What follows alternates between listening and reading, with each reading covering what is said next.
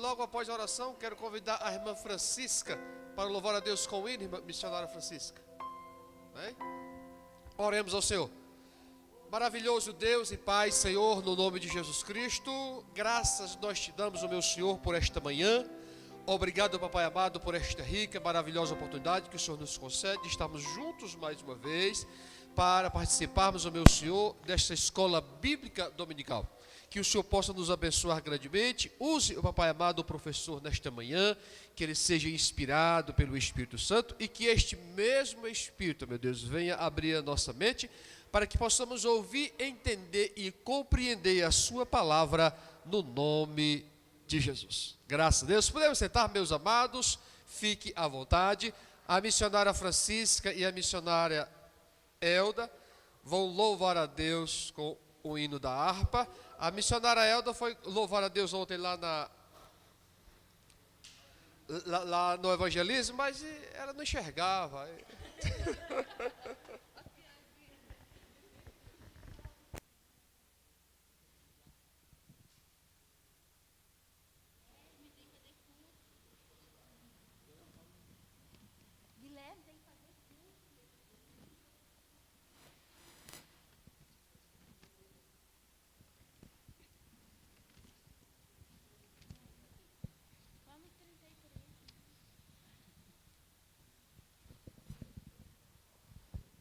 Aleluia. Saúde os irmãos com a paz do Senhor. Amém. 33. Aleluia. Quere neste ser um vencedor. Queres tu nesse, não? Ih, mas ela não sabe nem qual é o hino mais, né? Ela esquece, tá pior que eu. Não, eu escolhi um hino e estou cantando outro, tá? Ô, glória. Eu nem 33. com tua mão segura bem a minha, pois eu tão fraco sou, ó Salvador, que não me atrevo a dar nenhum só passo sem teu amparo, meu Jesus Senhor. Com tua mão segura bem a minha, e mais unido a ti, Jesus, e traze-me que nunca me desvie de ti, Senhor, a minha vida e luz. Com tua mão segura bem a minha, e pelo mundo alegre seguirei, mesmo onde as sombras caem mais escuras, teu rosto vendo nada temerei. E se chegar à beira deste rio que tu por mim quiseste atravessar, com tua mão segura bem a minha, e sobre a morte eu hei de triunfar. Quando voltares esses céus rompendo, segura bem na minha mão, Senhor. E meu Jesus, ó, leva-me contigo para onde eu gozo o teu eterno amor. Aleluia. Glória a Deus.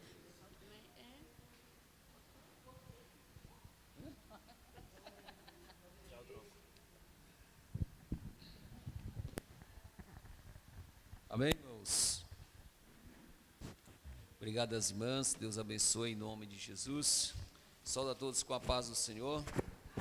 Estamos aqui mais uma vez nesta manhã para juntos aprendermos um pouco mais da palavra do Senhor Jesus Cristo. Nós estamos, para a glória de Deus, iniciando mais um trimestre esse de 2020, o quarto trimestre. Os irmãos vão reparar aqui na lição Os irmãos pegaram a revista, pegaram, né, irmãos? Está aí como se fosse o terceiro trimestre. Sabe por que está como o terceiro trimestre? É porque essa é a terceira revista escrita realmente nesse ano de 2020. No trimestre passado, nós estávamos estudando uma reedição dos anos 90, né? Por isso que os irmãos não vão reparar que está aí como se fosse 5 de julho, 5 de junho, né? A primeira lição, julho mesmo, isso. Mas não é isso, irmãos. Nós estamos no quarto trimestre de 2020, e esse quarto trimestre tem por título que nós iremos estudar a lição: a fragilidade humana e a soberania divina, o sofrimento e a restauração de Jó. Nós iremos aprendermos um pouco sobre o livro de Jó.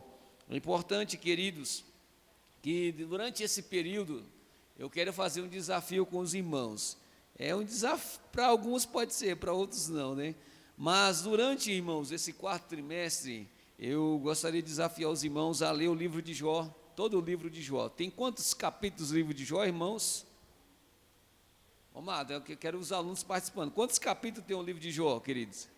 42, né? A irmã acabou de falar, 42 capítulos tem o livro de Jó.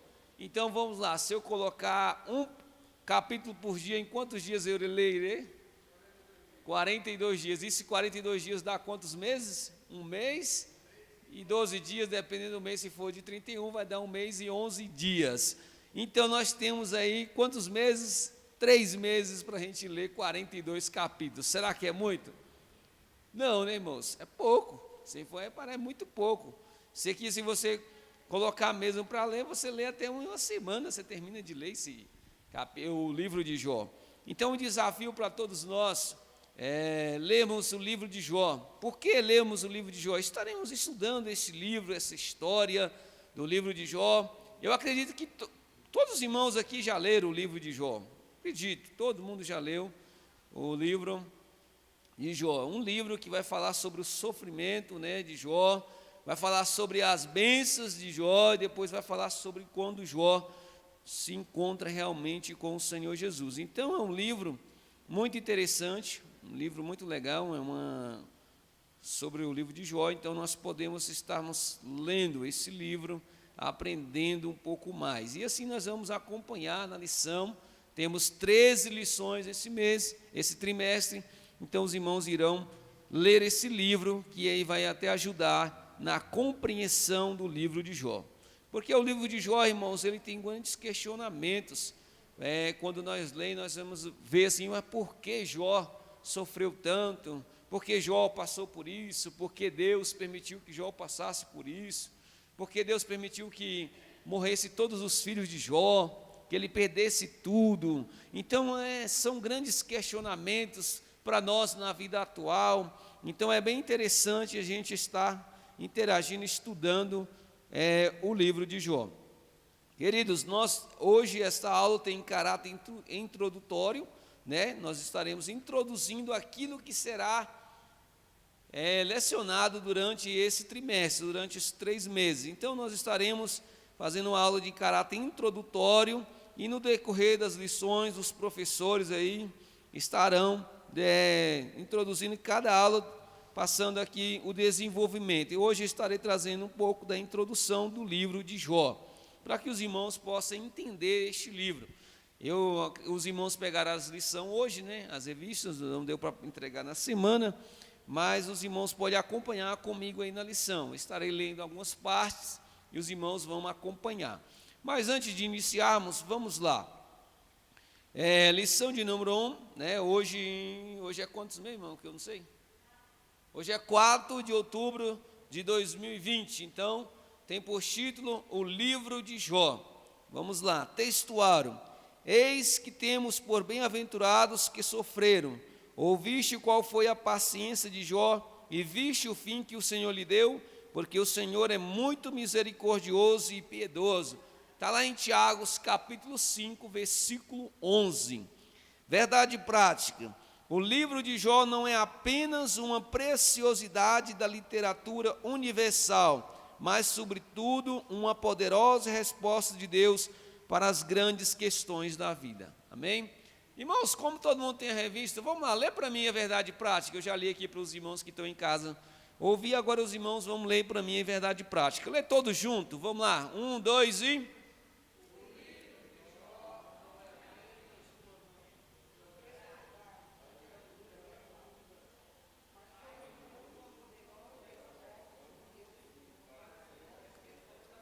Amém. Louvado seja Deus. Como todo mundo tem a revista, é interessante os irmãos estar lendo. Vamos lá, queridos. Nossa leitura bíblica em classe, para os nossos irmãos que estão em casa, está em 2 Timóteo, capítulo 3, versículo 16. Ezequiel, capítulo 14, versículo 14, 19 e 20. Tiago, capítulo 5, versículo 11. Então, nós estamos aqui em 3 livros. Aqui está a leitura bíblica em classe. 2 Timóteo, capítulo 3, versículo 16 diz: toda a escritura divinamente inspirada é proveitosa para ensinar, para redarguir, para corrigir, para instruir em justiça. Ezequiel, capítulo 14: ainda que estivesse no meio dela estes 3 homens, Noé, Daniel e Jó, eles pela sua justiça livrariam apenas sua alma, diz o Senhor Jeová. Versículo 19: ou se eu enviar a peste sobre a tal terra e derramar o meu furor sobre ela com sangue para arrancar dela homens e animais. Versículo 20: ainda que Noé, Daniel e Jó estivessem no meio dela, vivo eu, diz o Senhor Jeová, que nem filho nem filha eles livrariam, mas só livraria a sua própria alma pela justiça. Meu Deus, isso é forte, né, irmãos? Deus não livraria nem os filhos nem as filhas, somente esses homens. Meu Deus, isso é forte, queridos.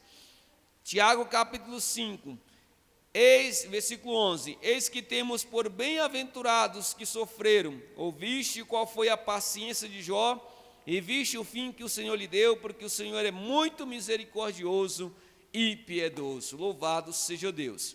Amém? Vamos fazer uma oração, queridos? Pode ficar sentado mesmo, como estão? Pai, nós te glorificamos e te adoramos, ó Deus, por nos permitirmos estarmos, ó Senhor, iniciando mais um trimestre de 2020. Glorificamos a Ti, Senhor, pela vida da Tua igreja, ó Pai querido, que aqui está nesta manhã. Senhor, que juntos estamos para aprendermos, ó Pai querido, um pouco mais da Tua palavra.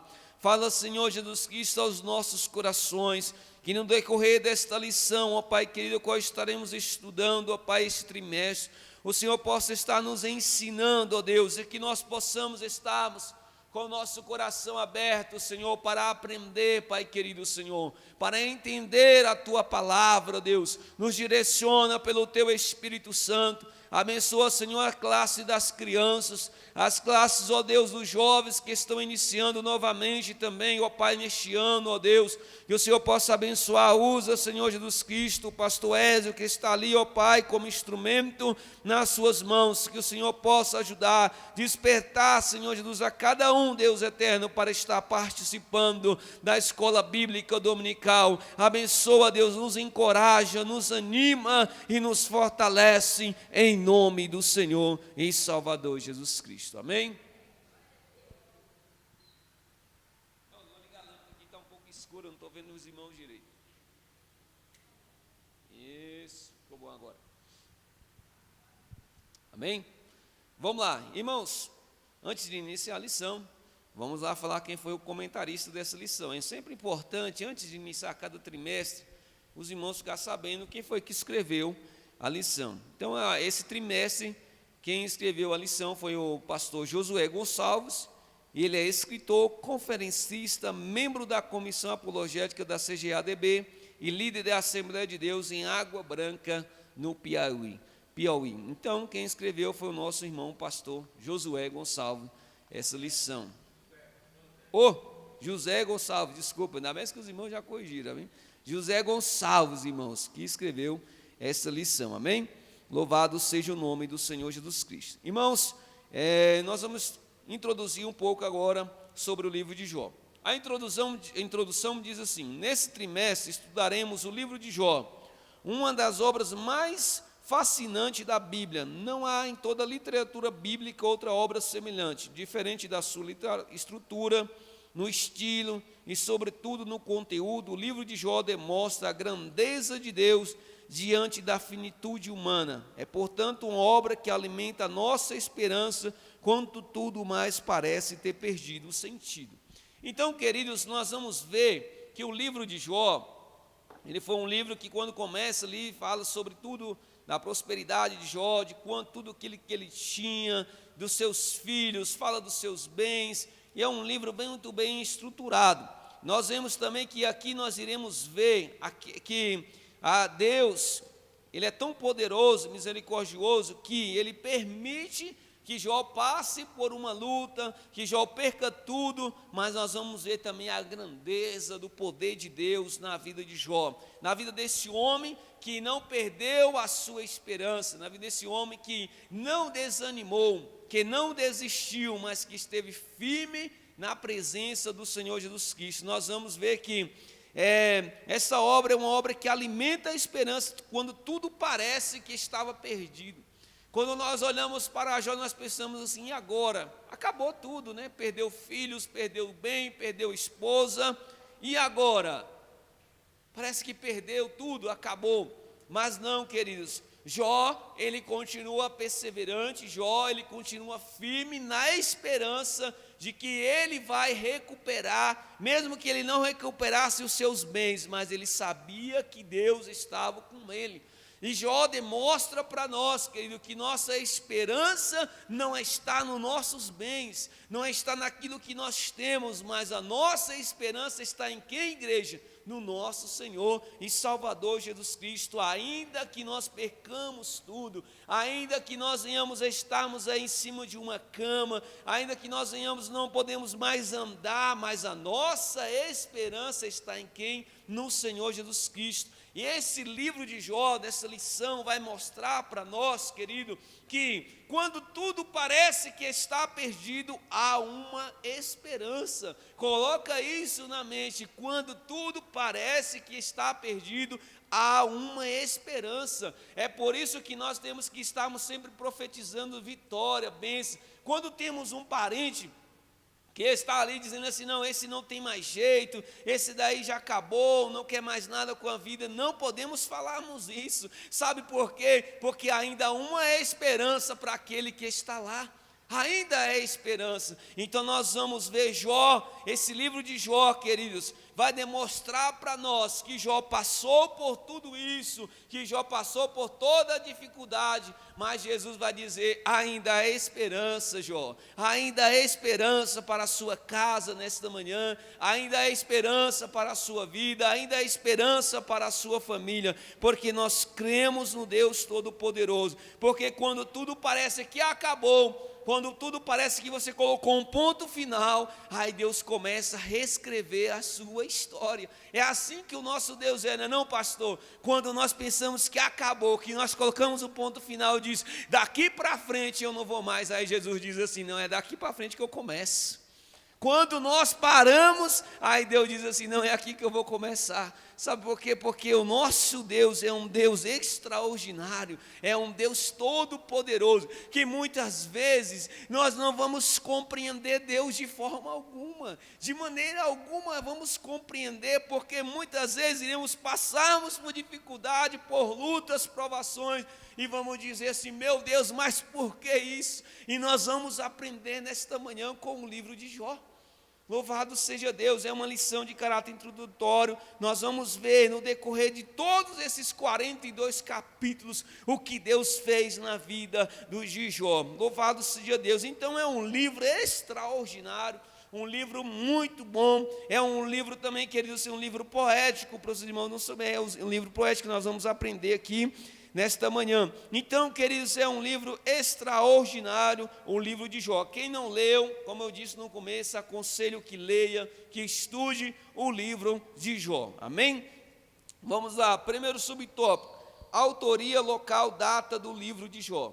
Isso tudo é importante, a gente está aprendendo, está sempre conhecendo como surgiu, qual a autoria, quem foi. Nós vamos ver aqui.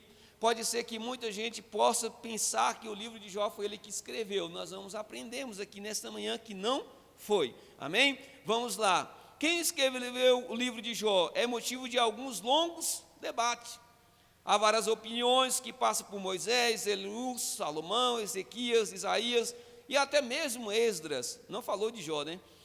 Os que não acreditam no mover sobrenatural de Deus sobre os autores bíblicos fazem do livro uma coxa de retalhos.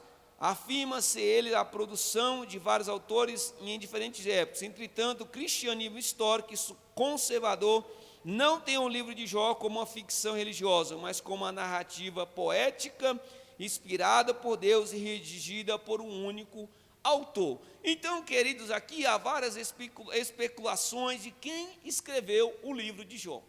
Se os irmãos não sabiam, vão ficar sabendo agora, mas o livro de Jó não foi o próprio Jó que escreveu, ninguém sabe, é de autoria desconhecida. Qual é outro livro da Bíblia que a gente sempre fala lá no Novo Testamento, que não sabemos o autor? Qual é o livro? Qual o livro? Pode falar alto, irmãos, é esse mesmo, é Hebreus. Hebreus também nós não sabemos quem foi que escreveu, é de autoria desconhecida, assim como Jó também é de autoria desconhecida. Há várias especulações de quem escreveu o livro de Jó, há várias opiniões, uns dizem que foi Moisés, outros dizem que foi Eliú, outros dizem que foi Salomão, outros dizem que foi Ezequias, e outros dizem que foi Isaías ou até mesmo Esdras, mas ninguém falou que foi Jó. Mas, queridos, nós sabemos que a Bíblia é um livro inspirado por Deus. Concorda comigo ou não, ou discorda? Amém?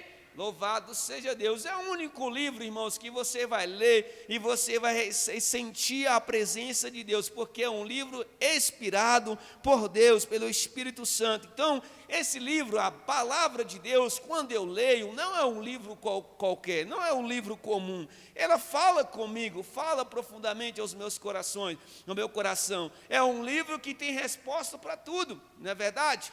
É um livro que tem resposta para tudo. Então, aqui é o nosso manual. Então, é um livro inspirado por Deus, embora eu não conheça o autor, embora vocês não conheçam o autor, mas é um livro inspirado por Deus. Mas muitos, aqui diz no final que o cristianismo histórico e conservador não tem o livro de Jó como uma ficção religiosa, realmente, mas como uma narrativa poética. É um livro poético, irmãos. Quem não sabia está sabendo agora, inspirado por Deus e redigida por um único autor. Embora que não sabemos quem foi, mas nós sabemos que é um livro inspirado por Deus. É um livro que vai nos ensinar, porque nós passamos por tanta dificuldade em servindo a Deus, não é não, pastor? Aí algumas perguntas para nós, mas por que eu sofro tanto, né? Bom, vou querer um pouco de água, hein? Vou pegar essa água aqui. Ah, tá, Levi.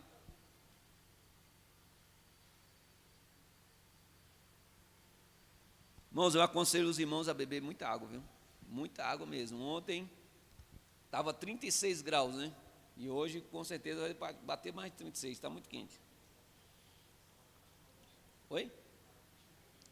Agora? Olha, já está 29, misericórdia, essa hora da manhã. Então, eu aconselho os irmãos a beber água mesmo, irmãos. Muita água. Vamos lá. Ainda mais estou falando é que eu vou beber mesmo.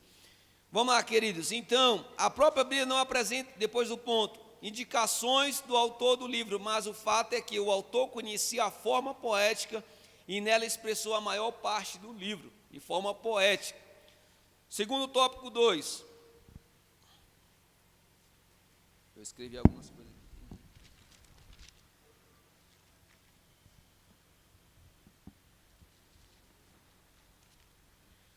Subtópico 2. A pessoa histórica de Jó. A Bíblia mesmo atesta que Jó foi uma pessoa histórica. Obrigado, meu querido. O profeta Ezequiel confirma que ele de fato foi uma pessoa real, correlacionado ao lado de Noé e Daniel. Isso aqui está lá em Ezequiel capítulo 14, nós acabamos de ler aqui, né? Que fala aqui que ainda que estivesse no meio delas estes três homens, Noé, Daniel e Jó, eles, pela sua justiça, livrariam apenas a sua alma, diz o Senhor Jeová.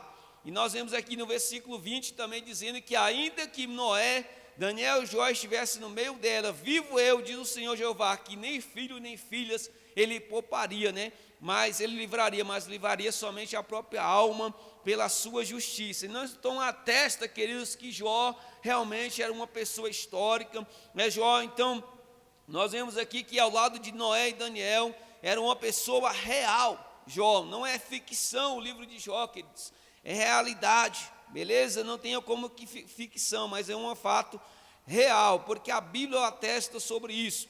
Nós vemos também que lá em Tiago, capítulo 5, lá no Novo Testamento, Tiago já vai falar sobre Jó. Tiago capítulo 5, versículo 11, a qual nós lemos aqui também, diz que eis que bem-aventurados os que sofrem. Olha só, queridos, isso aqui parece, né, que não é muito legal, né, para nós olharmos assim, bem-aventurados os que sofrem, né? Mas bem-aventurados os que sofrem, os que sofreram, ouviste qual foi a paciência de Jó, e viste o fim que o Senhor lhe deu, porque o Senhor é muito misericordioso e piedoso. Então lá no Novo Testamento já está o quê? Falando também sobre Jó. Então aqui Tiago está relatando sobre o quê? Que é bem-aventurados aqueles que sofreram. Quem foi que sofreu? Jó sofreu, perdeu tudo, perdeu família, ficou lá, pegou aquela chaga, ficou coçando e tudo, mas teve a esperança. Enquanto muitos o zombavam dele, ele estava na esperança que Deus estava com ele e que ele iria vencer. Foi bem-aventurado, queridos. Por quê? Porque o fim dele foi abençoador. Deus o multiplicou poderosamente. Por quê? Porque ele perseverou, porque ele teve paciência, porque ele não desanimou, porque ele não recuou diante da dificuldade, diante dos problemas. Então aqui é uma pessoa histórica, uma pessoa real também, Jó. Amém? Vamos lá para subtópico 3, a terra de Jó.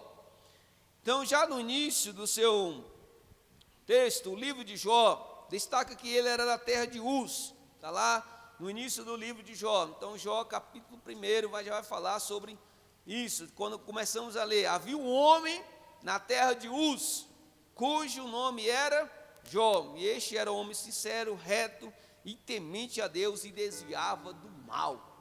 Olha só, queridos, era alguém sincero, era alguém temente a Deus, era um homem reto, era um homem que se desviava-se do mal. Então aqui já está testificando quem era Jó.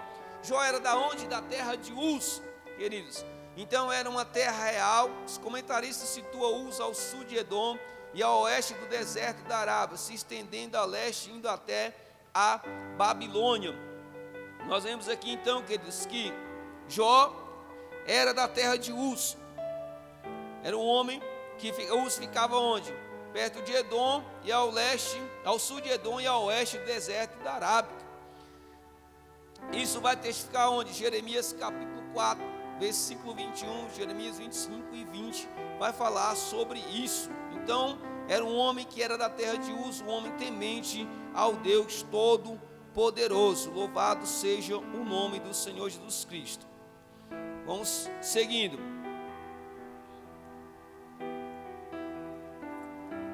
A época de Jó. A maioria dos comentários situa os fatos narrados no livro de Jó dentro do período patriarcal, que era Abraão, Isaque e Jacó. Dentre outros, alguns fatos contribuem para esse entendimento. O sacerdócio como instituição ainda não existia, visto que Jó era o sacerdote da sua própria casa. Vamos agora darmos uma pausa aqui, queridos. Naquela época, no tempo patriarcal, no tempo de Abraão, Isaque e Jacó, a qual Jó também estava aqui inserido, nós vemos que naquela época não tinha o sacerdócio como instituição, então não tinha ainda instituído o sacerdócio. E aqui Jó, a Bíblia diz que Jó era o seu sacerdócio da sua própria casa. Isso aqui é interessante, queridos. Por quê? Porque nós, hoje, como profeta de Deus, devemos sermos o que? O sacerdócio da nossa casa. Naquela época, que o sacerdote, ele ia, ouvia de Deus e passava para o povo. Certo ou errado, irmãos? Se tiver errado, pode corrigir. Beleza, mas naquela época não tinha ainda esse sacerdócio. E Jó era o próprio sacerdócio da sua própria casa. E hoje nós devemos sermos o sacerdócio da nossa casa. Temos que, irmãos, todos os dias nós, como marido, ouça aqui isso aqui, irmãos, nós como esposo, nós temos que sermos o sacerdócio da nossa casa. Todos os dias devemos estarmos aqui intercedendo por nossos filhos, por nossos esposos, para que Deus possa estar abençoando o nosso lar. Nós precisamos fazermos isso todos os dias, queridos, orando para quê? Para que Deus possa estar repreendendo todo o mal sobre a vida da nossa família. Então, todos os dias, queridos, antigamente o profeta recebe de Deus para falar para o povo. E o marido não, o marido, queridos, é como o profeta que busca de Deus para quê? Para guiar a sua família no caminho do Senhor Jesus Cristo. Nós vemos que Josué, se eu não me engano é Josué capítulo 24, versículo 15, ele diz: eu e a minha casa serviremos ao Senhor. Então, querido, nós temos que buscarmos de Deus como sacerdócio da nossa casa a orientação para que nós possamos estarmos guiando a nossa família no caminho do Senhor Jesus Cristo. E Jó naquela época não tinha formado ainda, constituído o sacerdócio, mas Jó já era o sacerdócio da sua própria casa. Louvado seja o nome do Senhor Jesus Cristo. E nós precisamos então estarmos cada dia sendo esse sacerdócio, intercedendo pelo nosso lar, intercedendo pela nossa casa, buscando ao Senhor Jesus Cristo para que Deus possa estar livrando a nossa família. E embora nós estamos vivendo em épocas difíceis, momento difícil esse para a família, momento difícil esse para a comunidade, e nós temos que estarmos buscando mesmo de Deus, trazendo os nossos filhos, irmãos, para a igreja. Isso é importante, trazermos os nossos filhos para a igreja. Para quê? Para estar aprendendo. Começa ali de criancinha, as criancinhas ali, as irmãs estão ali, estuda para quê? Para transmitir o ensino para as crianças, para que elas venham aprender, para que elas venham continuar, para que nós possamos dizer: eu e a minha casa serviremos ao Senhor. Louvado seja o nome do Senhor Jesus Cristo. Citos do tópico 1, irmãos. A autoria do livro de Jó é desconhecida, mas a sua autenticidade é comprovada, bem como a realidade histórica da terra de Uz no período patriarcal. Louvado seja o nome do Senhor Jesus Cristo. Não tem na revista de vocês, mas eu queria ler isso aqui para vocês. Jó é um dos livros sapiensais e poéticos do Antigo Testamento. Sapiensal porque trata profundamente de relevantes assuntos universais da humanidade. Poético porque a quase totalidade do livro está elaborada em um estilo poético. Sua poesia, todavia, tem por base personagem histórico e real. É um evento histórico e real. Os fatos do livro se enrolam na terra de Uz, que posteriormente veio a ser a terra de Edom, localizada ao sul do Mar Morto, ao norte da Arábica. Assim sendo, o contexto histórico de Jó é mais arábico do que judaico. Louvado seja o nome do Senhor Jesus Cristo. Vamos para o segundo tópico. Os irmãos têm total liberdade de estar falando também, irmãos. Amém? Nós estamos aqui numa aula democrática, que todos podem falar. Amém? Se alguém quer comentar, falar algum comentário, pode falar, está aberto. Vem aqui até o microfone e falem em nome de Jesus. Amém? Vamos então estar passando o tópico 2. A estrutura literária do livro de Jó. Prosa e poesia. O livro de Jó, que deseja ser o livro de... O leitor que deseja ler o livro de Jó precisa dar-se conta de que diante dele é uma obra de natureza poética. Isso não torna o livro de Jó menos inspirado do que outros da Bíblia, viu, irmãos? De maneira nenhuma. É um livro poético, então vai falar sobre prosa, de poesias aqui, mas não significa que esse livro é um livro menos inspirado ou um livro menos desinteressado. Não, de forma nenhuma. É um livro inspirado como os outros da Bíblia também.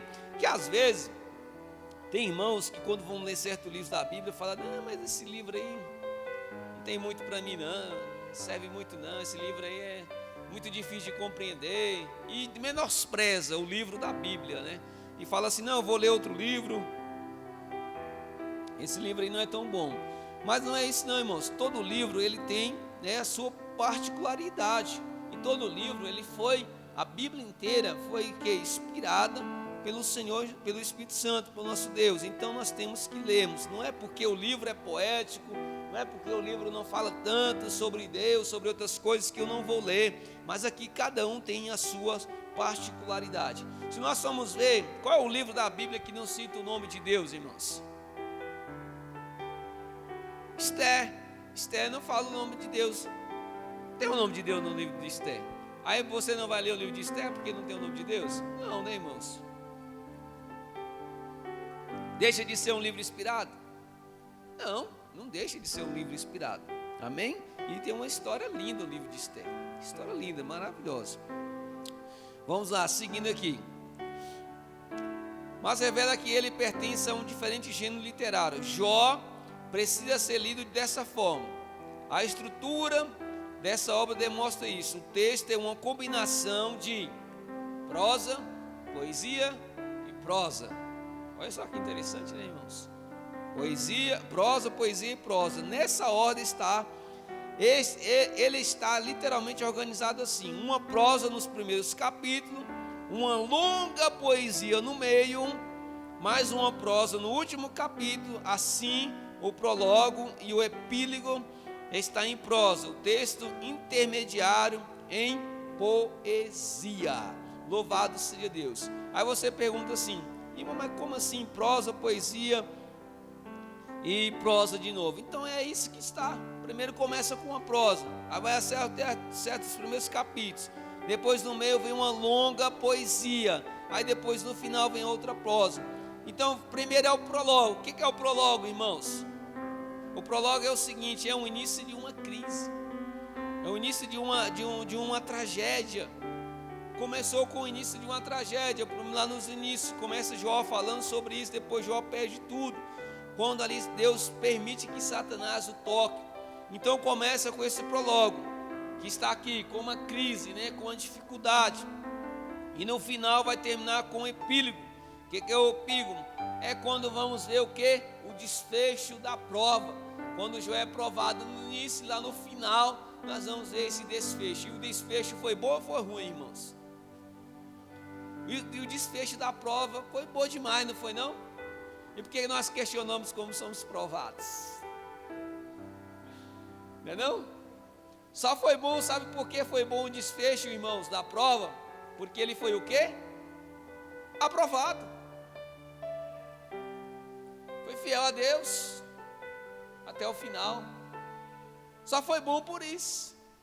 Porque se não fosse, meu filho, não teria sido bom o desfecho. O epílogo não tinha sido bom. Nós vamos ver, daqui a pouco eu vou falar sobre esse quadro aqui, irmãos, rapidão. Então, queridos, nós vemos que o livro de Jó é isso, prosa e poesias.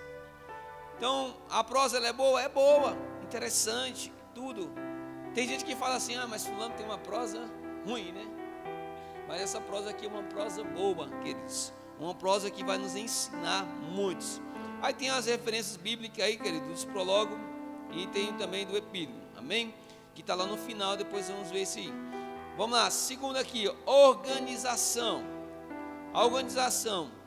No texto, em poesia, há uma seguinte organização: um monólogo feito por Jó, 3 ciclos de diálogo entre Jó e seus amigos, Elias, Bildade e Zofar, 4 outros discursos de um quarto amigo jovem, Eliú, seguido pela revelação de Deus, onde eles manifestam o seu poder e graça, e finalmente a humilhação de Jó diante da revelação divina e a sua restauração completa. Esse livro é extraordinário, irmãos. É um livro tremendo, queridos. Nós vemos aqui que é um livro muito bem organizado. Nós vemos aqui que primeiro começa com o monólogo, né, que eu acabei de falar para os irmãos aí, com o monólogo feito pelos 3 ciclos de diálogo entre Jó e seus amigos, Elifaz, Bildade, Zofar, e o quarto Eliú. E depois nós vamos ver que Jó, ele recebe a revelação de Deus. Nós vamos ver que depois da humilhação, Jó tem a sua restauração completa. Deus restaura tudo aquilo que Jó tinha perdido. Deus mostra o seu poder incondicional, o seu amor incondicional, a sua graça, sabendo que tudo o que aconteceu ali foi o que? Uma permissão de Deus na vida de Jó. Deus permite, mas depois Deus vai mostrar para ele que através dessa humilhação Deus restaura tudo. Nós vemos que os amigos até criticam, os amigos até pedem para ele desistir, os amigos até dão palavra de desânimos, e é assim que acontece hoje na vida atual. Quantos já pode ter dito para você assim, mas você está sofrendo tanto, e você está na igreja para quê? E você está servindo esse Deus para quê? Com esse tanto de sofrimento, entendeu? E ontem, no evangelismo ontem, quando estava ali eu, o pastor Rogério, na casa de uma senhora lá, e o rapaz diz bem assim, ele mora até aqui na 110, ele falou assim, rapaz, mas para seguir esse caminho aí, é difícil, rapaz, sabe por quê? Quando você começar a seguir ele, você vai ser muito provado. E ele falou desse jeito, pastor, e ele disse, nesse caminho aí vai ter muito obstáculo, rapaz, vai ser difícil seguir ele, quanto mais você seguir esse caminho, mais difícil vai ser. Tá vendo que ele entendia o negócio? Mas irmãos, muitos vão dizer lá fora, mas você é crente, mas você está adorando a Deus, e por que você está sofrendo tanto? E por que você está desempregado? E por que você está com dificuldade de pagar seu aluguel? E por que está faltando alimento na sua despensa? Vai surgir vários questionamentos. Os seus amigos, que se dizem amigos, vão dizer assim, rapaz, eu que estou aqui fora estou melhor que você. E vai começar a colocar várias dificuldades, várias palavras para que você desista. Entendeu? Mas aqui Jó, ele não desistiu. Jó, ele perseverou. Jó, ele continuou firme. Não desanimou de forma nenhuma. Nós vamos ver aqui nesse diálogo e tudo, depois nós vamos ver a revelação de Deus. E nós vamos ver a restauração que Deus fez na vida de Jó. E assim, queridos, Deus, ele está também a restaurar as nossas vidas. A dificuldade, irmãos, ela vai vir. A dificuldade não é porque nós servimos a Deus que estamos isentos de dificuldades, isentos de provações. Não, irmãos. Quem disse isso, que nós estamos isentos disso? Onde está escrito? Não está escrito isso na Bíblia. Nós vamos ver aqui mais na frente tantos homens que sofreram, que está na Bíblia aqui, que sofreu, passou por dificuldade. Nem por isso eles abandonaram a fé, nem por isso eles desanimaram. E Jó foi um grande exemplo disso. De maneira nenhuma, quando a mulher disse, amaldiçoou o seu Deus e morre, ele disse, não, você está falando como uma louca, que é isso? Eu vou amaldiçoar o meu Deus? Quer dizer, o meu Deus me deu quando eu estava na abundância, estava tranquilo. Agora quando eu perdi tudo, eu vou ter que abandonar o meu Deus.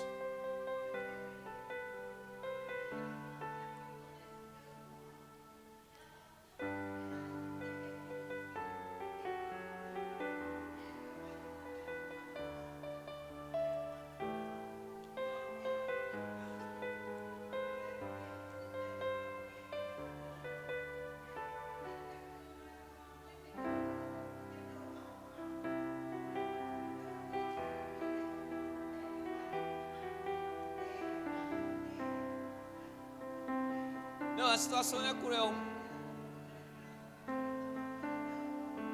O desespero era grande porque ela não aceitava. Mas aí, queridos, não é que nós temos que dizer, eu não aceito. Ela estava passando por aquela dificuldade, certo? Ela estava com o psicológico abatido, porque ter perdido tudo. Mas não podia amaldiçoar a Deus. Se ela fosse amaldiçoar a Deus e morre, o que ele tem que fazer? Ele tem que cometer um suicídio, não era? Ele ia ter que cometer um suicídio, ele ia ter que se matar. Aí ia ser pior para ele. Mesmo então, quer dizer, Jó estava dizendo para ela, mulher, embora Deus tenha tirado os nossos filhos, embora Deus tenha tirado tudo nosso, eu sei que nós estamos passando por dificuldade, eu estou nessa situação, mas Deus está conosco. Deus, ele não nos abandonou. O desespero dela era grande, mas ela tinha que ter na consciência que Deus não nos abandonou. É como se fosse hoje. Hoje nós passamos por dificuldade, passamos por luta, perdemos entes queridos, perdemos, mas nós temos que estarmos aqui, sabemos que o nosso Deus está conosco, que a nossa esperança está no Senhor Jesus Cristo. E no momento desse de crise que nós estamos passando, imagina, você perde emprego, você perde a sua casa, você perde tudo, e agora? Você vai dizer que Deus não existe? Você vai dizer que Deus não está contigo? Não, irmãos. Deus, ele existe. Deus, ele sabe todas as coisas. Deus sabe até onde nos provar, até onde nós suportamos. Deus permitiu que Jó passasse por tudo isso porque ele sabia até onde Jó ia. Por quê? Porque ele diz aqui, Jó era um homem reto e temente a Deus. Temente a Deus, um homem sincero. Deus conhecia Jó, sabia. Nós vamos ver que Satanás diz, não, tira tudo, para tu ver se ele não vai te abandonar. E nós vamos ver que não foi isso. Satanás foi enganado. Vamos falar um pouquinho mais isso sobre a frente. Amém? Continuando aqui. Subtópico 3. Abundância de figuras de linguagem. O livro é rico em metáforas. Quer dizer, aqui são várias linguagens, figuras de linguagem, né, sobre quando falamos com metáforas. Este recurso linguístico é usado pelo autor bíblico quando ele quer dar mais expressividade e maior vivacidade ao texto. O autor almeja que seu texto seja colorido ao invés de preto e branco. Isso aqui, queridos, é só para a questão de descrever da forma de metáfora, quando você quer escrever um livro, de forma que você quer. E aqui Jó vai dizer assim, ó, Jó, por exemplo, usa a figura do vai e vem, do tecelão, como demonstrar a brevidade da vida, que está lá em Jó capítulo 7, versículo 6. Eu vou até fazer questão de aqui, ó, só para os irmãos entenderem sobre a questão de metáfora. Jó 7:7, versículo 6, vai dizer assim, os meus dias são mais velozes do que a lançadeira do tecelão, e perece sem esperança. Do tecelão, que no caso é rápido. No versículo 7, o vento, vai falar sobre vento. Lembra-te que a minha vida é como o vento, os meus olhos não tornarão a ver o bem. Então Jó estava só como figura de linguagem para entender. E sobre nuvem, versículo 9, vai dizer, tal como a nuvem se desfaz e passa, aquele que desce a sepultura nunca tornará a subir. E também fala sobre como uma águia, como uma flor. Então são linguagens que são usadas para que possa entender, são usadas para facilitar a compreensão do texto. Síntese do tópico 2, o livro apresenta uma estrutura literária de prosa e poesia, há também o uso da metáfora e paralelismo. Então aqui, queridos, eu coloquei um quadro aqui, para os irmãos compreenderem um pouco sobre essa divisão do livro de Jó.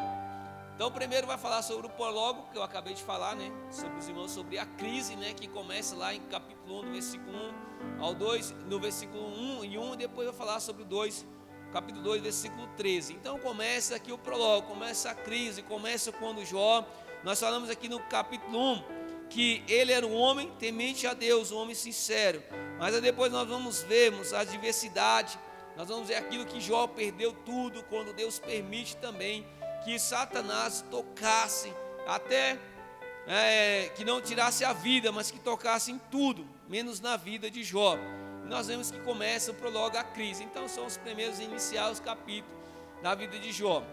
Segundo, o diálogo entre Jó e seus amigos.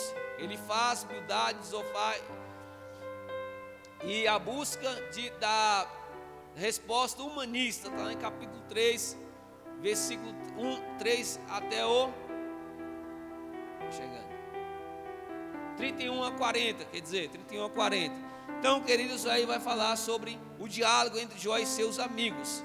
E também tem o quarto, que é o Eliú, né, o seu outro amigo. O discurso de Eliú, que é o terceiro aqui, o começo do entendimento. Está lá se os irmãos depois quiserem anotar essas referências, irmãos, capítulo 32, versículo 1, 37 e 24. O quarto aqui vai falar, o Senhor responde a Jó Rapaz, eu escrevi errado isso aqui. Os irmãos nem falaram nada, né? Diretamente, viu, irmãos? Está errado isso aqui, viu? É diretamente, tá? Então desconsidera, aqui está como diretamente.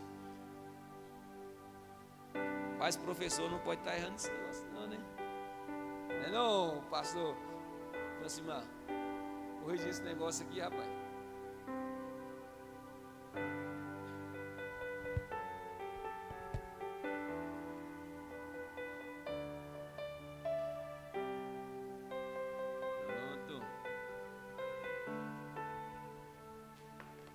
Corrigido.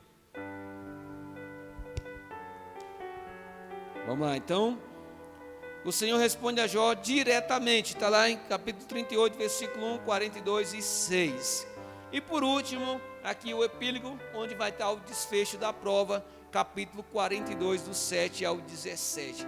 Nós vemos aqui, irmãos, que é interessante isso aqui. interessante, os irmãos depois, se quiser escrever, tirar uma foto, entendeu? Para vocês compreender o livro de Jó. Está dividido nessas 5 partes aqui. Muito interessante que nós vamos ver que começa com a crise e finaliza com o quê? Com o desfecho da prova. Por que Jó foi aprovado, irmãos? Porque ele permaneceu, porque ele perseverou, porque ele não desistiu, porque ele não desanimou, ele continuou firme. Embora a dificuldade foi grande, como a irmã disse, perdeu os filhos, perdeu a fazenda, perdeu todos os seus bens, e Jó teve que ir ao ponto de que, irmãos, de subir no muro e pegar um caco de teia e começar a raspar as suas chagas, porque era muita dor. Imagine, irmão, você estar como dor, e nós sabemos que a chaga, ela tinha um mau cheiro. E imagina que quem tinha chaga naquela época, que é considerado como leprosos, então não podia viver em sociedade. Então Jó tinha até o abandono, Jó tinha a exclusão. Imagina isso, irmãos. Imagina você ser uma pessoa próspera, ter tudo, e depois de repente você perder tudo. Dá para você dizer assim, mas e se Deus existe mesmo? Dá para você pensar assim, rapaz, mas eu acho que Deus não está comigo não. Permitiu um negócio desse. Nós vamos ver aqui que Deus estava com Jó. E Jó está conosco também, queridos. Ele não nos abandona. Ele não desampara os seus de forma alguma. A Bíblia diz que pode todo mundo te abandonar, pode todo mundo te esquecer, não lembrar mais de você, mas Deus de maneira nenhuma vai te abandonar, vai esquecer de você, vai te abandonar de forma nenhuma. Ele sempre estará conosco. Basta nós o que? Perseverarmos. Basta nós confiarmos, acreditarmos no nosso Senhor e Salvador Jesus Cristo. Vamos aqui para o terceiro tópico. Antes de passar para o terceiro tópico, alguém quer falar alguma coisa, irmãos? Pode falar. Fala, eu calo para sempre. Amém? Ninguém falar? Vamos lá, seguir.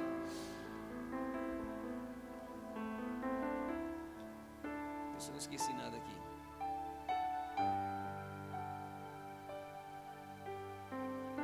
Calma aí, irmãos. Antes de passar para esse tópico, só lembrando aqui, eu acho que eu já pulei.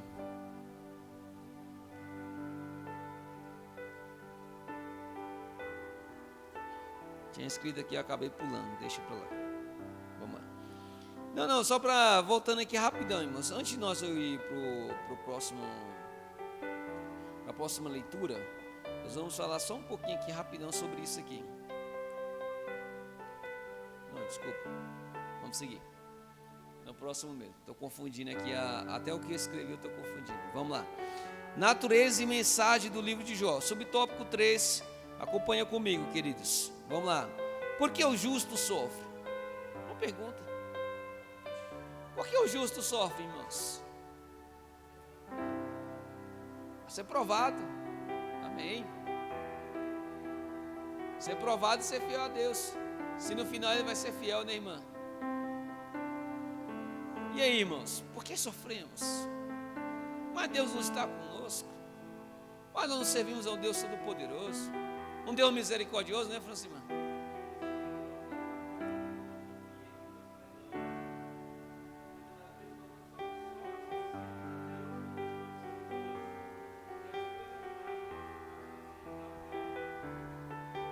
Aí é que tá. É o diabo.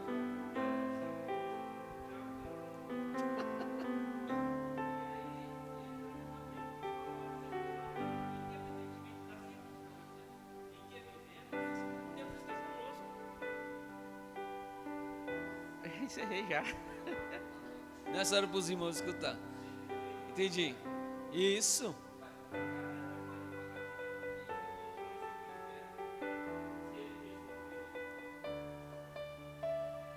Exatamente.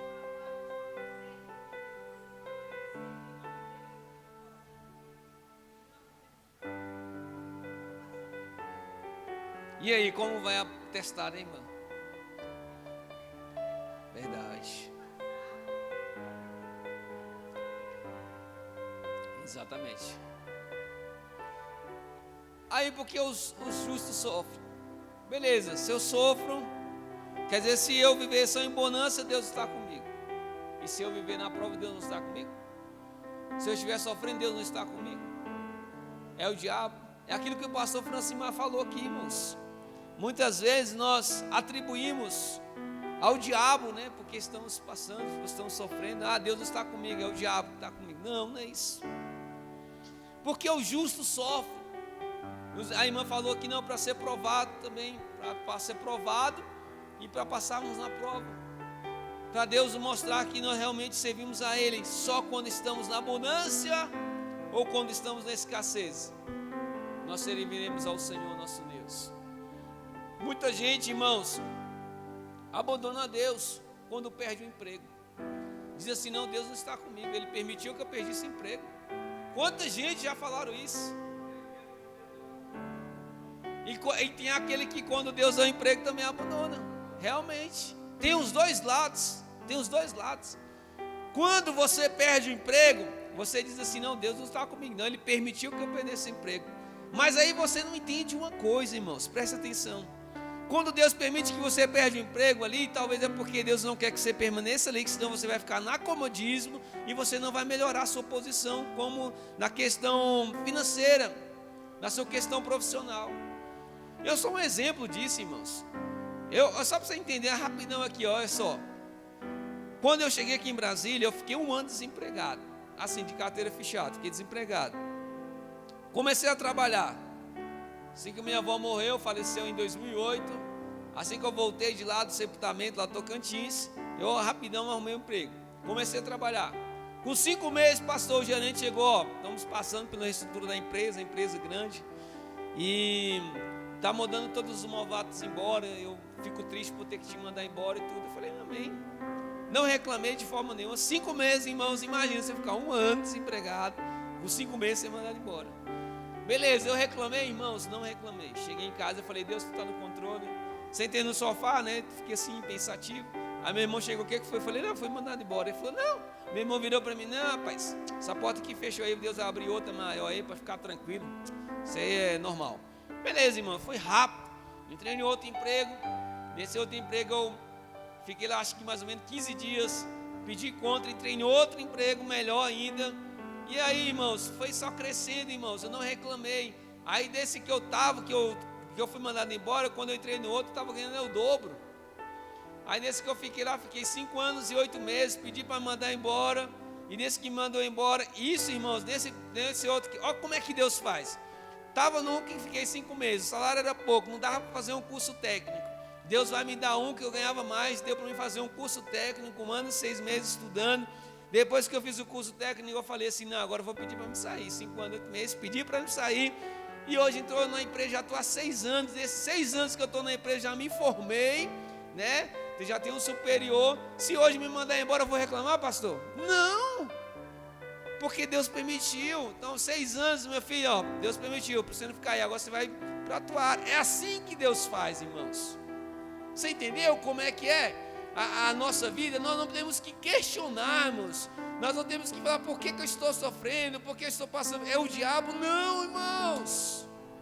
Deus está permitindo acontecer isso para você até melhorar.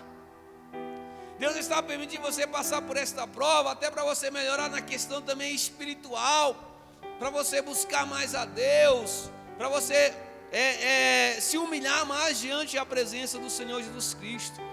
Vamos ler que algumas das questões mais importantes levantadas no livro de Jó são eminentemente de natureza teológica e também filosófica. A questão do sofrimento do inocente é a principal delas. Por que o justo sofre? Ou ainda, por que os ímpios prosperam enquanto o justo sofre? Irmão, você já deparou assim com pessoas que falam assim, rapaz, mas meu vizinho ali não é crente, cara. Olha o carro na garagem dele. Meu Deus, o cara tem... Olha só, rapaz, passeio com a família, tem tudo isso, tem uma casa boa, e eu aqui, sirvo a Deus, não tenho uma casa, não tenho um carro, entendeu? Tem pessoas que fazem isso, essa comparação, vai dizer assim, ué, mas ele não serve a Deus, está melhor do que eu? Vou parar de servir a Deus também, ué. Mas você não sabe, irmãos, que o vizinho tem uma casa, o vizinho tem um carro bom, você não sabe o quanto que o cara estudou para passar num concurso, Você não sabe nada disso. O cara se esforçou para ter uma empresa, você não. Não é porque ele não serve a Deus, porque ele também não pode ter uma vida próspera. Não é isso. Se ele esforçou, se ele trabalhou, se ele batalhou para isso, por que Deus não daria uma bênção?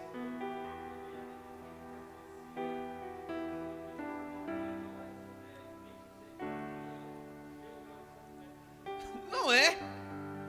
Não é isso. Não é isso.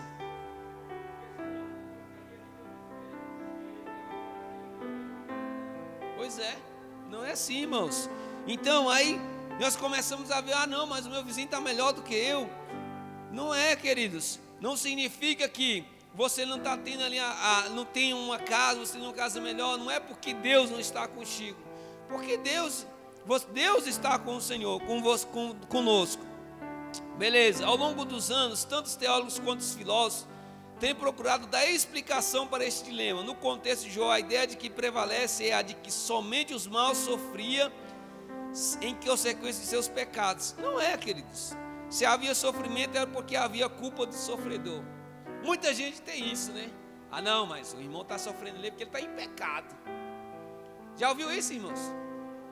E já ouvi muitos também, rapaz, falando, não, mas o irmão está passando por aquela prova, está em pecado, rapaz. É algum pecado oculto que ele não revelou, pelo amor de Deus, irmãos.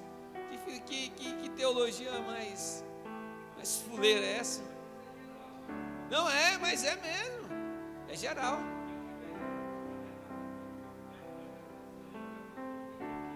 Não é isso.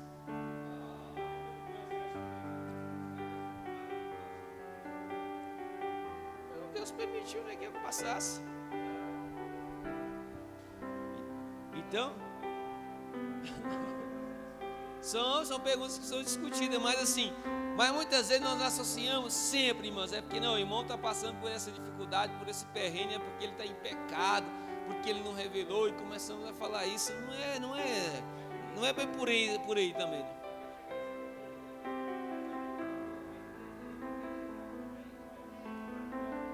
Vai.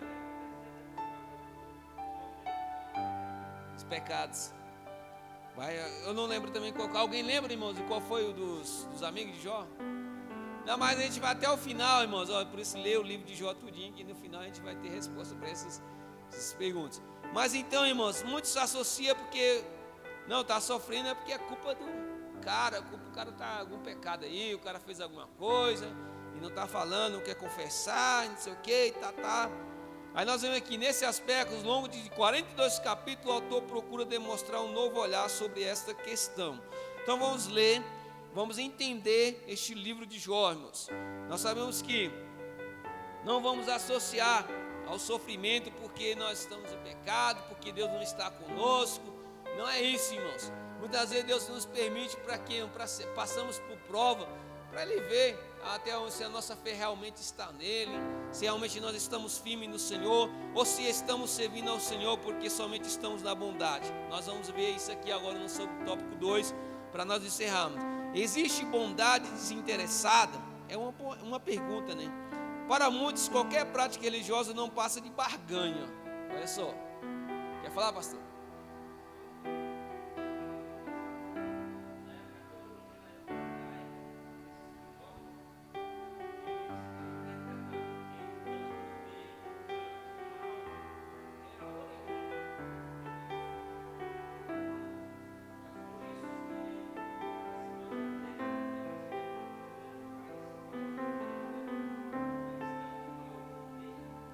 De Deus não ia mudar.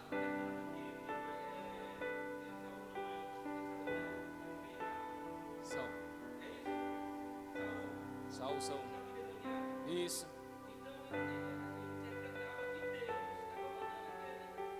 Isso não. Aí Davi vinha.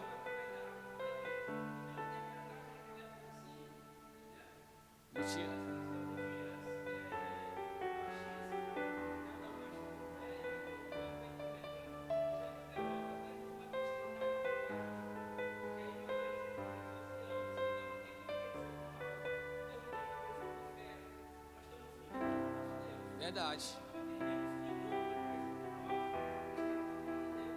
É uma permissão, né?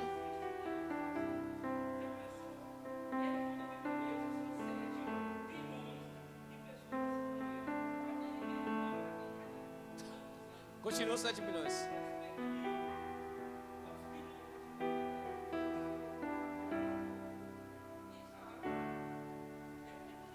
É um equilíbrio. Exatamente.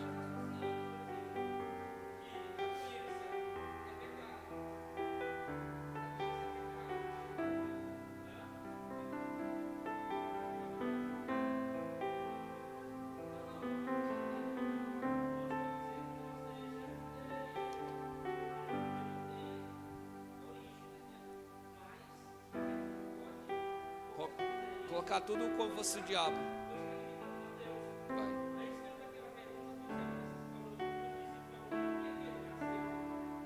Cego. Isso. Para que o nome de Jesus fosse glorificado. Nenhum dos dois.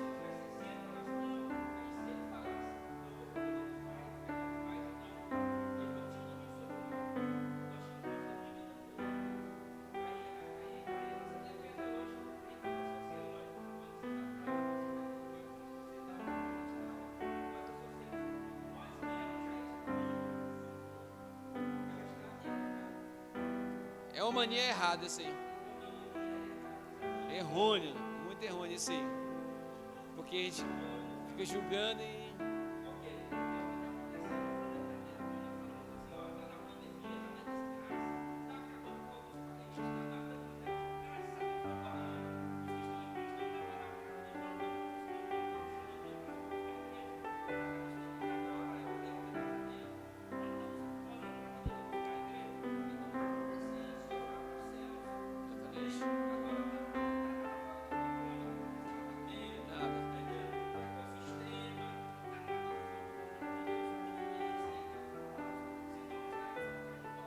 Exatamente.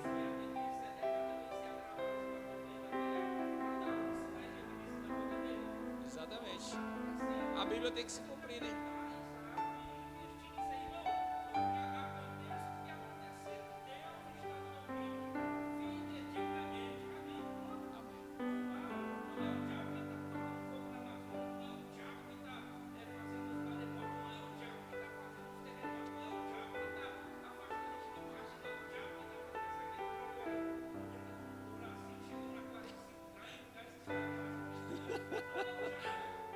Não é. Isso é certeza que não é o diabo. Tá fraquinho, é. Não é o diabo, isso é certeza. Isso é verdade, meus.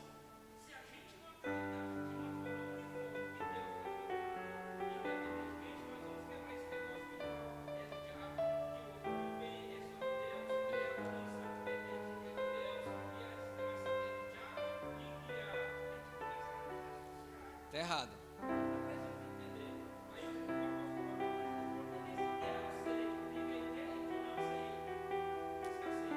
Os dois.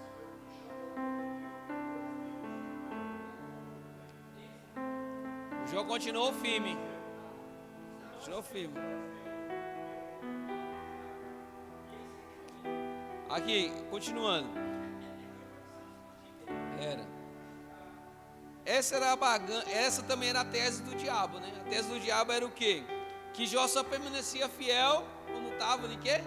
Na abundância. Quando estava na bondade, quando estava tudo. Aí, por isso que ele estava dizendo, não, Jó só te serve por quê? Porque tem interesse. Está interessado, né, em tudo. Então, por isso, para o diabo era isso, né? A tese dele era essa. Então Deus diz assim, que porque ele estava o quê? Como se ele estava servindo a Deus em quê? Em troca. Só estava servindo a Deus porque ele ia receber bênção, ia receber isso. E não pode ser isso, irmãos, trazendo isso para nós. As crianças já estão chegando, vamos encerrarmos agora. Então, Jó era um homem agraciado com muitos bens, com uma família formidável, cercado de muitos amigos e gozava de boa saúde. Nessa condição, como disse Satanás, todos são devotos. Quer dizer, se o cara tem boa condição, se o cara tem uma família bem estruturada, se ele tem tudo, então tá ótimo. Se eu tenho saúde, então essa é a condição que ele está te servindo, Senhor. Por isso que ele está te servindo, porque ele tem tudo. Então vamos lá. Está alto, o grau de santidade está alto, porque ele tem tudo. Então vamos agora, vamos tocar nele, que eu quero ver, Senhor, se ele vai continuar te servindo. Olha só, irmãos, como é que Satanás ele fala. Quer falar, Francisco?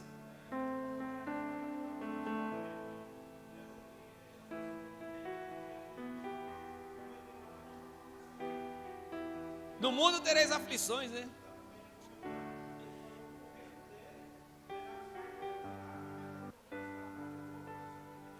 Então, que prega só.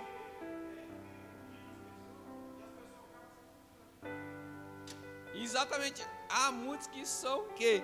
Iludindo as pessoas, realmente. Que quer que aqui vai ser bom e tudo. Senão o versículo da Bíblia não era verdade, né? No mundo tereis aflições. No mundo está dizendo que no mundo tereis bonança, não, no mundo tereis aflições. Não promete isso. Realmente. Então, queridos, depois de tudo, né? Todavia vinda a infortúnia, quer dizer, Senhor, se você deixar a infortúnia, tragédia, calamidade, será que esse servo religioso permanecerá? Quer dizer, se eu tirar tudo, Senhor, se tocar em tudo, será que Jó vai permanecer fiel? Vamos lá, vamos testar. Vamos lá, então Deus, então vai lá. Deus permite que tudo aconteça e ele permanece o que? Fiel. Satanás estava disposto a apostar que a espiritualidade de Jó não subsistiria à prova de fogo. Olha só. É igual o pastor Francimar falou aqui, quer dizer, quando ele estava tudo, o grau de santidade ele estava alto, que ele perdesse tudo ia diminuir. Pelo contrário, queridos, o grau de santidade de Jó permaneceu alto no Senhor Jesus Cristo. Satanás estava dizendo, eu quero ver se ele mesmo vai ter esse grau de espiritualidade, se ele vai continuar firme, quando provar pelo fogo, quero ver se ele vai passar por esta prova, vou tirar toda a família dele, vou tirar todos os bens dele, ainda vou lançar uma chaga sobre ele, e aí, vai permanecer fiel? E Jó permaneceu fiel. Jó mostrou, que eles comprovou que a fidelidade dele não estava nos bens, mas a sua fidelidade estava no Senhor, que eles podiam perder tudo, mas ele permaneceu firme no Senhor Jesus Cristo. E para finalizarmos, subtópico 3 diz assim: pode o homem compreender Deus? Pode o homem compreender Deus, irmãos? Aleluia, louvado seja Deus. Os últimos capítulos de Jó mostram os impactos que a revelação divina tem sobre os homens, como Paulo, que foi verdadeiramente mudado quando contemplou o Senhor numa visão. Então Paulo, Deus mudou totalmente a vida de Paulo. A questão para Jó não foi tanto entender Deus, olha só, queridos, mas experimentá-lo, viver a experiência de Deus mudou completamente a vida de Jó. Eis uma grande lição deixada por esse livro precioso. Jó demonstra com toda certeza, clareza, irmãos, que o princípio bíblico de que os crentes são transformados pela revelação e não pela informação, pela revelação do nosso Deus, que é todo poderoso. Conclusão: nesta lição apresentamos algumas informações básicas sobre o contexto histórico e literário de Jó. Quanto ao seu gênero e livro, é de natureza poética. Esse livro é importante para a compreensão da própria estrutura como o livro foi organizado. Vimos que o livro apresenta os princípios teológicos que transcendem o espaço e o tempo. Esses princípios são para todas as épocas e culturas. O que é demonstrado é que o conhecimento de Deus é um anseio de todo o ser humano. Amém? Que Deus abençoe, irmãos, e nós possamos continuar servindo esse Deus na abundância, na escassez, mas que nós possamos continuarmos adorando esse Deus todo poderoso. Então, queridos, nós temos essa lição foi de caráter introdutório. No decorrer dessa lição nós vamos ver aqui, queridos, cada versículo, cada lição, o livro de Jó, quem era Jó, Jó é a realidade de Satanás. Nós vamos ver aqui o diálogo, a teologia de Elifaz, a teologia de Bildade, nós vamos ler tudo isso, a teologia de Josafá, e nós vamos ver aqui a teologia de Eliú. Isso nós vamos aprendermos no decorrermos da lição. Não falte nenhuma lição. No quarto domingo, quando não tiver a lição aqui, nós teremos o dia da família, né? Então você estará liberado no quarto domingo. Mas aí na sequência, na terça, nós estaremos fazendo lição, certo, pastor? Nós estaremos fazendo certo na lição, para não perdermos nenhuma lição. Pô, quer falar? Pô, pode falar. Depois o pastor vai dar oportunidade.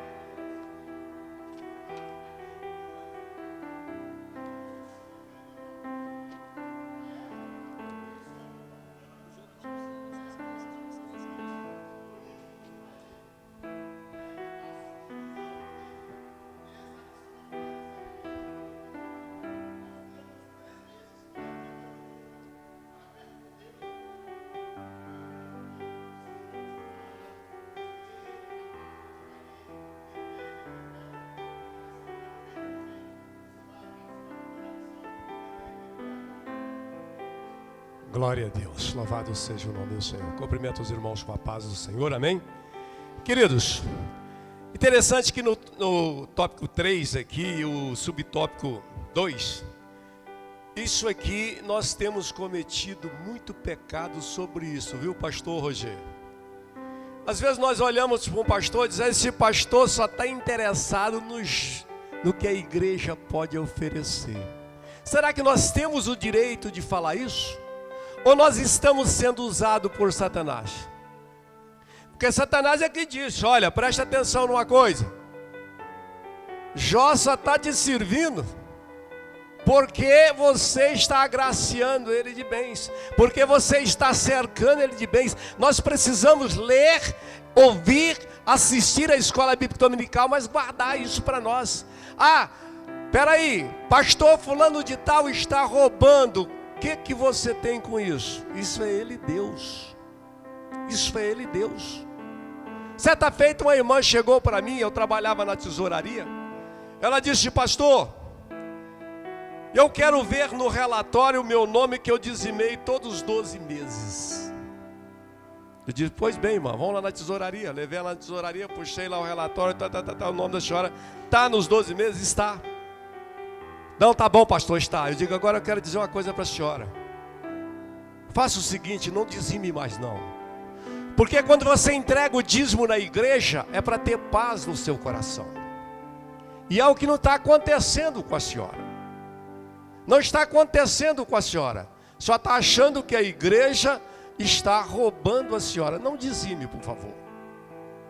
Porque eu quero que a senhora tenha paz na igreja. E quando nós olhamos para esse texto aqui, as pessoas falando que nós servimos a Deus só por barganha. Eu já ouvi isso demais. Infelizmente, nós que somos obreiros, eu pastoreei uma igreja que tinha um mercado do outro lado, o dono do mercado bebia muito, viu, Francisco Marcos? Rapaz, ele chegava na porta da igreja, ó, seu ladrão, você está roubando esse povo, você está fazendo... E, gente, eu já passei por isso demais e ainda continuo sendo chamado de ladrão. Agora, não deixe o diabo te usar para fazer isso. Ore pelas pessoas que você acha que está cometendo esse caso ilícito. Mas não use as palavras do diabo para fazer isso. Porque tem muitos homens de Deus que servem a Deus integralmente como Jó servia. Jó servia. E nós às vezes estamos nos deixando nos levar por isso. Esse texto aqui, quando eu li isso aqui, eu digo, é muito interessante isso aqui. E o cristão é mestre para fazer isso, tá? O cristão é bom para fazer isso, tá? O cristão é bom para deixar isso aí. Mas é isso que eu queria dizer para a igreja. Não vamos ler e ficar só na leitura, ouvir essa ministração maravilhosa do Flávio e ficar simplesmente aqui dentro da igreja. Vamos usar para o nosso dia. Quando eu pensar que um pastor está roubando, eu digo que fala assim, pelo amor de Deus, não deixe o diabo te usar. Não deixe. Não deixe. Amém? As crianças vão apresentar? Não? Amém. Então nós vamos agora tirar nossas ofertas, os nossos dízimos, né? Nossas ofertas, os nossos dízimos. Cadê? Pode distribuir os envelopes dos irmãos. Nossas ofertas, os nossos dízimos, para nós mantermos essa obra. Nós estamos com um projeto aqui de trocar essas caixas, porque se vocês já viram que nós já tiramos um pouco dessas caixas aí, porque não está prestando mais, tá? Não está prestando mais, e só podemos fazer isso se você dizimar e ofertar, tá? Dizimar e ofertar. A nossa equipe de louvor propôs arcar com a metade dessa despesa, mas nós temos que comprar isso aí até o congresso que vai acontecer. E eu conto com o seu dízimo, eu conto com a sua oferta, para que nós possamos fazer isso. Nós temos todo o prestamento de contas ali, ali no computador. Se você quer ver o seu nome, se você quer ver o que nós estamos fazendo, está tudo documentado para nós prestamos um relatório todos os meses para a sede, aonde é passado pelo nosso tesoureiro lá, é onde é passado pelo o nosso pastor que está ali, então é tudo preto no branco, como se diz, amém? Aqui é tudo preto no branco. Então você pode dizimar, você pode ofertar, que é para o bem. Eu quero ainda este ano pintar esta igreja, em nome de Jesus estaremos fazendo isso, amém? Édio, antes que eu esqueça, dia 18 tem reunião lá na sede com a liderança, tá bom? Dia 18, tá? Entre em contato com o Marco Fernandes, que ele está com muita coisa para fazer lá. Acho que ele está precisando de algumas ajudas ali, amém? Glórias a Deus. Nós estivemos lá ontem, estivemos lá ontem lá na sede. Nós vamos ter conferência de missões, viu, pô? Depois você entra em contato com o César. Nós vamos ter conferência de missões ali, e a gente precisa estar informado sobre esse trabalho, amém? Quero dizer para os irmãos, a irmã, cadê a irmã Elda? Cadê? Está ali, a irmã, é Francisca, a outra, né? É Francisca?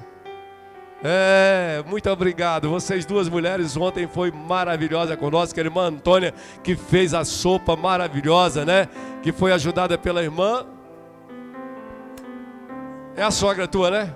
É a sogra do... Então, essas mulheres, que Deus abençoa cada vez mais. Gente, vocês perderam, viu? Você sabe que eu fiquei com vontade de morar naquele lugar, pô? Fiquei com vontade de morar ali. Outro lugar gostoso, danado. Um povo... Interessante quando você olha, você chega lá assim, você tem aquele impacto, né? Tem aquele impacto. Não, mas o povo é receptivo, o povo... Vá lá, nós vamos fazer um culto lá, vai lá. Nós queremos levar a igreja para fazer um culto lá. Já falei com o povo para poder andar naquelas casas lá, para ver onde nós podemos pegar um ponto de energia, né? A gente pegar um ponto de energia ali, para levar as caixas. Vou falar com a equipe de louvor, para que a gente possa fazer um trabalho maravilhoso ali, amém? Vamos ofertar e dizimar? Cadê? Já pegou seu envelope? Eu quero nesse momento que você coloque a sua oferta para cima. Deixa eu pegar a minha aqui. Coloque a sua oferta para cima, para que nós possamos orar por ela agora, nesse momento.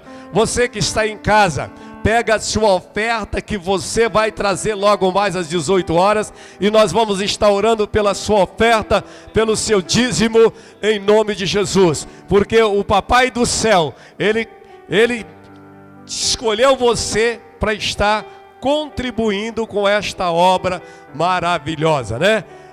Traga a sua oferta, pode trazer a sua oferta, pode trazer o seu dízimo. Se você não trouxe dinheiro, nós temos a maquinazinha ali, você pode passar o cartão e ofertar, dizimar também através do cartão, tá bom? Você pode fazer isso, procurar a nossa tesouraria e estar ofertando. Vamos orar, vamos colocar de pé? E nessa oração nós estaremos orando e encerrando nossa escola bíblica dominical. Flávio, muito obrigado pela essa lição maravilhosa, por essa explicação, né? Soberano Pai que estás nos céus, em nome do teu Filho amado Jesus, eu te peço, Pai, multiplica, meu Deus e meu Pai, primeiramente a receita, o ganho deste teu povo que está ofertando e dizimando nesta manhã. Pai eterno, Pai querido, eu sei que o Senhor é perito em multiplicação, Senhor. Eu sei que o Senhor vai abençoar a cada um deles, Senhor.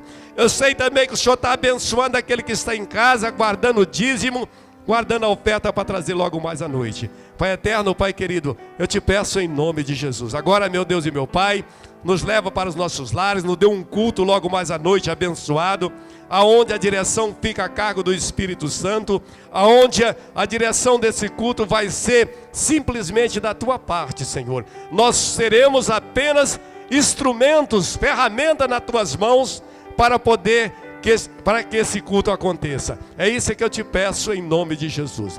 Que o amor de Deus e a paz de nosso Senhor e Salvador Jesus Cristo, a consolação do Espírito Santo de Deus, possa reinar no lar, no coração deste teu povo, e todos digam amém. A equipe de louvor já se faz presente, já?